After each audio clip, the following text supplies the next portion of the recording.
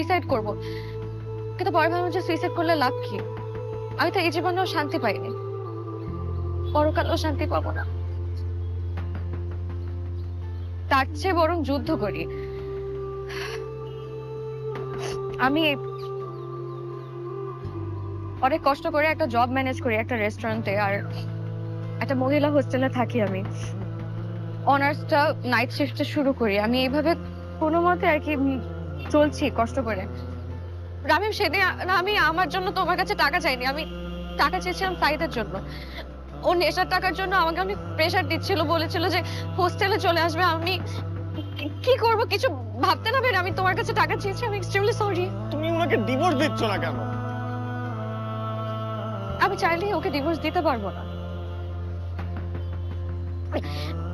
ওর কাছে আমার কিছু ইন্টিমেট ছবি আর ভিডিও আছে।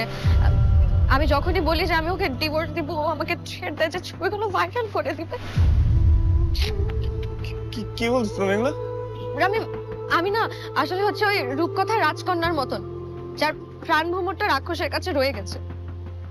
তুমি জানো, আমি রাতে ঘুমাতে পারি না, খেতে পারি না, সবসময় একটা আতঙ্কে থাকে যে কখন উনি আমার কাছে এসে উল্টাপাল্টা কিছু একটা করে বসবে, আমি কিছু করতে পারবো না। আল্লাহ আমার সাথে এমন কেন করবেন? আমি এটা থেকে